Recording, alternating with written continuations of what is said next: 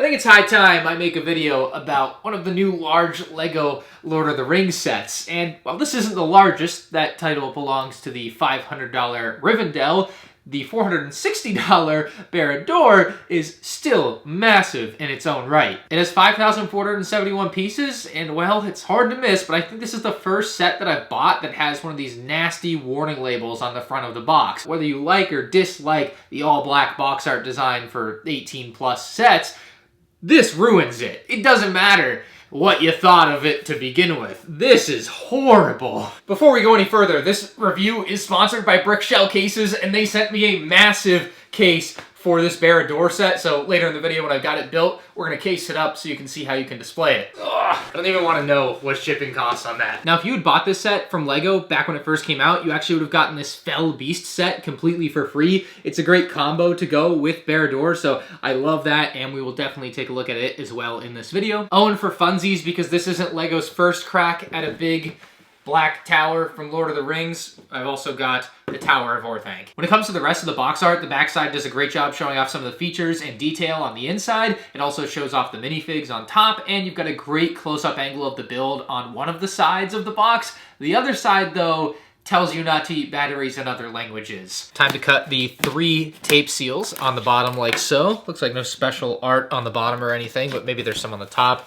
And we'll open this up. Oh, we do have a big white box inside. Everything else is... Whoa, down it goes. So I really like it when they do this. It looks like the higher half of the numbers, maybe bags 20 through 40. I'm not sure exactly how many it goes up to, but they're like loose. And then the first half of the build is going to be inside of the white box. I like that because it just helps make organizing the bags easier. So everything else should be inside of this box. Yep, that's going to be our giant instruction manual.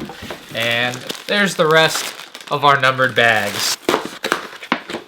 Okay, so the instructions split up the build on the front. It depends on the set you get. Sometimes they do this, sometimes they don't. Ooh, there's a nice large sticker sheet for your $460 set. There's instruction manual 2, definitely the thinnest of the 3 instruction manuals, and then the very top one there. That's pretty dang cool. I think they did a really great job with these instruction manuals. Looks like there's even going to be some write-ups inside of all 3 manuals. So let's check out manual number 2 here. I'm sure it's got a little bit at the front. Yeah, that's pretty neat.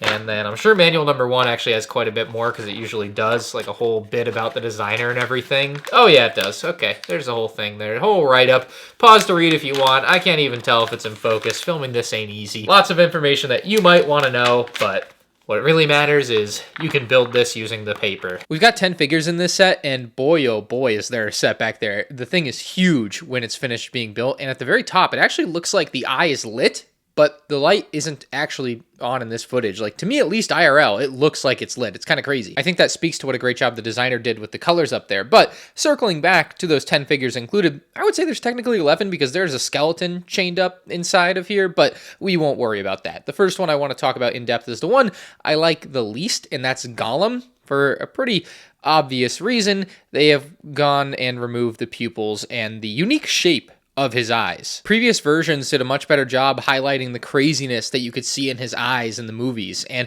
that is just completely gone with this newer version. The mold, I think, is also slightly different than 1 or 2 of the previous versions, but that's not really a big sticking point to me. I don't really care one way or the other there. I think just the face print is so make or break on this character that it is broken here. Like, it just doesn't look good to me, and I wish they would get away from this idea that every character with colored eyes can't have pupil designs. Sam and Frodo are 2 very well done minifigs in the set. Frodo even has the chrome gold ring, which I think might be the only piece that LEGO still actually uses chrome gold on when they make gold, which is pretty cool. I'm glad they haven't gone away from that. The one thing I don't like on these 2 figures is, again, the soulless, pupilless look on one of the faces for Frodo. Luckily, there's 2 face prints on him, so it more or less alleviates that, as long as you really didn't want that other face. I almost forgot, they also include the extra helmets that they wear as a disguise, so that's pretty cool. Next up, we've got a couple banger minifigures with the mouth of Sauron and Sauron himself, and both of these look fantastic. fantastic. The unique helmet molds on these are almost second to none. The Mouth of Sauron sees some minor improvements from the previous version, and of course I think Sauron is here for the first time in this set. What I found to be quite interesting is while the helmets do look like they would be hard plastic, they are both actually completely a rubbery material, so that's something that if you ever get these and you feel them is really kind of off-putting just compared to the look. Not that it's bad in any way, it just is something that you would think is hard plastic and then you feel it and it's like, oh, it's rubber, it doesn't look like rubber, so it's actually like a really positive thing. The amount of detail these figures have been given overall though is amazing, and another interesting note is that they both use different types of capes. So one of them has a stiffer cloth cape and one of them has a much more malleable one. I'm surprised they just didn't give them both the same one. And finally, we've got Gothmog and some orcs. There's some extra helmets included that you can throw onto and take off of these guys as you see fit, but they all look very orcly. I mean, the faces especially to me sell the look, and I do think in this case, as it's kind of like a zombified character, the no pupil look does work and the design language speaks to me. Like, I think that makes sense. I love the accessories they've given these guys as well, and I love the hair and earpiece on the orc warrior here. I think that's a great integration with the ears there. It just looks so good. So yeah, I think the orcs overall are fantastic here. But those are all the figures, and obviously if I had the power to change one thing, it would be Gollum's eyes, because I just think they look horrible. Otherwise, it's a pretty solid, well done selection. Moving to the build on Barad-dûr, there's a lot to unpack. We'll start at the top with the eye, and this thing looks incredible. It already looks lit up. It doesn't even need the light brick that's located on the back to look cool. And so honestly, here's the light brick. You might barely be able to tell it's on. It definitely shows better in the dark, but it's also something you have to hold down to have work, so it's not like you can just appreciate that it's lit up on your display for like minutes at a time at night. You have to like stand there and hold it. And so I feel like that's a bit of a trade-off there, and it already just looks so cool as is. I also want to point out my favorite piece on this entire set is actually located on either side of the eye, and it's these rubber pieces that have a couple of different colors on them. It's because they actually used this piece in the 2009 LEGO Star Wars Assassin Droid Battle Pack. This is just a new color for it, and I just love the piece. Now, the eye itself is not completely stationary either. You can move it left and right, and you can also move it up and down, and you can really spin it all the way to the back if you really wanted to, but I love that they give you a little bit of motion there. And it's not too heavy where when you like move it and position it somewhere that it would just always fall back down. So I think that's another important aspect about it that you might not think about, but thankfully they did, and it works perfectly. This top section of the tower is extremely detailed as well. They did a great job with the curvature of it and having a lot of the other elements on it curved using some different hinge pieces that definitely give it a nice look. It's also got some flames and some like doorways and windows that definitely make it feel more lively up here. And then this is also the section that when LEGO revealed this set, they showed off an ability if you pull out a piece from the back that kind of holds it down so that it doesn't just topple over if you pushed it. Now it would topple over if I pushed it because I pulled the piece out. But you can actually stack this with more tower sets. Now you'd be spending a lot of money, or I guess you could just buy the parts to build your own and attach it on and build higher. But yeah, you could make the tower make much more sense in a minifig scale if you get more of these together. I don't know. I don't think I would do it, but I'm sure there's a couple Lord of the Rings super fans out there that might be interested in this sort of feature, and I just love that it's an option. You don't lose anything by having that there, so I think it's great. Moving lower, you'll see the rock that integrates into the tower, and if you look in the movie, it definitely is very dark, but it's definitely not black like the tower in my opinion, so having it be in a dark gray that definitely stands out on the design makes a lot of sense to me, and it's very well done. It kind of wraps from here and goes all the way down the side of the tower, so it definitely livens up the build a little bit as well, just makes it not this all black tower, which can look very good, case in point. But yeah, on the very bottom level, we've got these massive pillars, and you've got an entryway that looks incredible, super menacing, and then you can actually spin this rock piece that's on the side, and it will open the gate, which is a fantastic little feature that they integrated into this set. And then another thing I think is an absolute highlight on this tower, or really around the tower, is the terrain. It looks like lava, the rock work. It's Lego, it's plastic, but it does look like there's something on fire around the tower.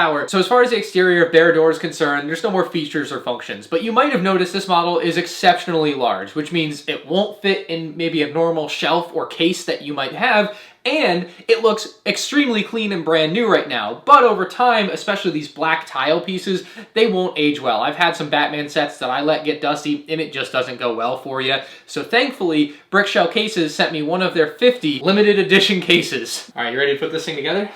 Oh yeah. All right. So the case came extremely well packed to prevent any damage during shipping, and here was my initial reaction to seeing the backdrop. And you don't have to peel like a layer off, which is so much nicer. That is awesome looking. Holy crap. I've changed my mind on keeping this set. The case was simple to put together as we used the included instructions and a little brain power. There's no way I did it backwards. I tested it. I think they test assemble every single one. Oh, really? Seriously though, because there's no screws and they utilize magnets, it's easy and quick to put together. Slotted into the base, you have a decorated brickshell logo with Barad-dûr's set number and part count. Plus, there's the numbering out of 50 for this limited edition case. Now here we are guiding the build into the case. Wow, it slots like right in. That's amazing. I was pretty skeptical about the matte finish on the base for this one, as I preferred the glossy look on my minifig cases that I've done in collaboration with Brickshell, but I'm really thrilled with the way that it looks. I think it contrasts super well to the shiny black parts that Lego has. Like, it just works really well here. Now, there's some genuine Lego studs built into that base for the minifigs so they aren't left out of the display, and can we just appreciate how great everything looks inside of the case? The art behind the tower really brings it to another level for display, and it really made me regret deciding to not keep the Barad-dûr, but that decision was made well before I recorded this video. One last very cool aspect of this case, if you still wanted to play with the interior, you can remove the back panel and there's a cutout perfectly shaped to match the interior of Barad-dûr. So you can still mess around with all that stuff if you really want to. Look, the Brickshell case is simply a top tier premium case to take your Barad-dûr display to the next level, and I've got a link in the description if you want to pick one up. Be sure to do so soon because this one's limited to only 50, and I really don't feel like my camera does this case justice. It looks immaculate in person. Wow, that's actually wild. Hold the other side like it's a big check. Yeah. Getting to the interior, the very top room here is basically a library. You can see some stickers at the back with some books, and then this ladder can actually spin from side to side. There's not really like a ton of room to put a minifig in here, but like you could stuff one in if you want. I guess if I took his weapons off, it'd be a bit easier.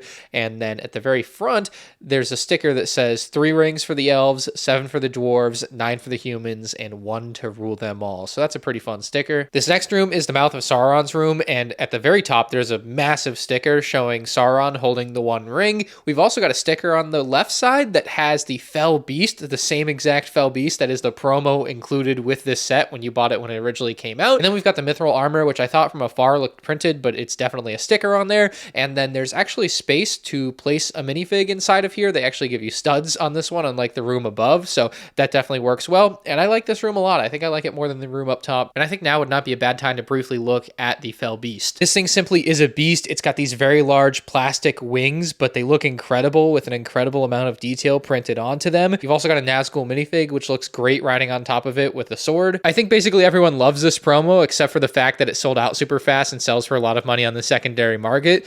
But in a way, that makes it a good promo because it was something that enticed people to buy the Barad-dûr set right when it came out, right? So yeah, this is fantastic. I love it, but yeah, it doesn't really attach to the Barad-dûr set in any way. It's just its own thing, which is cool, I guess. This next room is Sauron's throne room, and it just looks incredible, especially because of the tiled off black look at the very front. I think makes it look very shiny and reflective. You've got Sauron's flags at the back. They're stickers, but they do look very nice, and you can move them a little bit if you really want to give them a little more depth or take a peek at what might be behind. Is there anything behind there? Yeah, just little flag staffs, I guess. The throne in the middle, of course, looks amazing, and Sauron can be seated in it. So there he is. He looks very cool there. And then there's a pretty neat feature. You can see this little handle at the bottom. You just pull out on this knob. It actually reveals the Palantir. It looks incredible. What a fun feature. So it's like a minifig headpiece in there. And on this side, it's the White Tree of Gondor burning. On the other side, we have the Shire burning. And at the very back, we've got a very large map sticker. On there, we have 2 minifigs. At the top, we have the Mouth of Sauron. And on the bottom right, we have Gothmog. And then we've got some locations represented with the Eye of Sauron, Minas Tirith, Helm's Deep,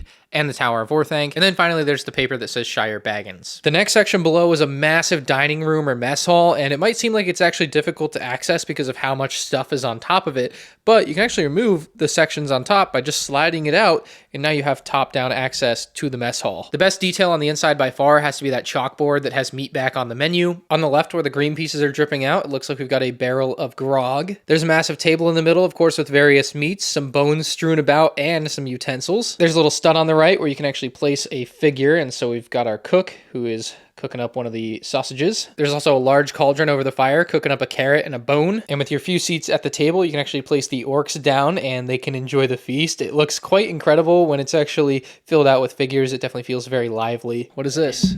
What is the hidden feature? So those are the 3 elven rings hidden inside. That's pretty cool. You can place it back in. Oh, that's a neat little Easter egg. That's pretty cool. I would have never figured that out. Anyway, below the mess hall, there's even more interior sections and kind of the same deal. It would be tough to get top-down access except for the fact that it's also on rails, so you can also just remove this entire section. and now you have access to what's beneath. Thank you to the fine assistant of this video. On the bottom left side, you've got what feels like a torture area with the skeleton in a cage who's probably already been dipped into the lava, but you can drop him down on the chain and recreate that again and again to your heart's content. So it's pretty cool. I love having him dangle there. It definitely feels fun. It's like the dungeon of Barad-dûr. Then the right side has a real armory feel to me, as you've got some shields, some helmets, you've got a grinder, you've got some spears, there's some armor over here, an anvil, and then you can even smelt down some iron, I suppose, to create more weapons and armor. And kind of hidden off to the right is an Easter egg for Gollum's cave, so you can hide Gollum in there if you need a spot for him. And then above there is another little Easter egg with a little spider for Shelob. So this bottom area is pretty sick, and I like they didn't try to make it too dense with detail, so you could still add in minifigs and just kind of have them milling about, and it feels pretty realistic. And then if you really wanted to see how that door worked from earlier, there's actually quite a bit to it, but you can see everything moving as I open and close the door there. And this last little thing is an extra tiny build, but it's where Frodo was going to throw the ring into the lava, but of course Smeagol came along and stopped that from happening. But yeah, or I guess he jumped in with it. Either way, that's included. It's a nice little extra build, but we'll get him back in there. So having gone over everything this set has to offer, and especially seeing it in that limited edition brick shell case where it just looks beautiful, I do regret deciding to not keep this after reviewing it. Like, I love it, and I think it's a fantastic set if you're a LEGO Lord of the Rings fan to go and pick up. It's got amazing figures. I know the GWP is over now, so that's a little dated, but it's pretty cool too, although I don't care as much about that as I do this whole look. And my favorite aspect of the whole set just gotta be that the eye looks like it's lit up even if you're not actually pressing the light in. Like, I just think it's amazing how great that top of the tower looks. I don't know if I'd quite put Barad-dûr over Rivendell. It's just hard for Barad-dûr to match up to something as beautiful as Rivendell. But I do think if you look at it next to an older set like the Tower of Orthanc, what LEGO has done here, the size and scale and detail that they've brought to the Barad-dûr versus the Tower of Orthanc is just insane. It almost doesn't even make sense to put these next to each other because it makes this one just look so small and sad. Even though it's still very cool in its own right, this one's just got a little bit more color, a little bit more detail, a little bit more size. So if I was going to rate this set, I think I'd give it a 9.9 out of 10. It looks amazing. I think it's worth the money. A lot of the minifigs they went the extra mile for. You've even got some extra little side build. Like, that's really cool. Except they forgot to give pupils to Smeagol, which really sucks. So if you want to buy this or the Brickshell limited edition case, of which there are only 50 of, I'll have links in the description below so you can get your Barad-dûr and your case, and it's an amazing display altogether. So if you guys enjoyed this review, hit the like button, and you can check out more LEGO content on the end screen now.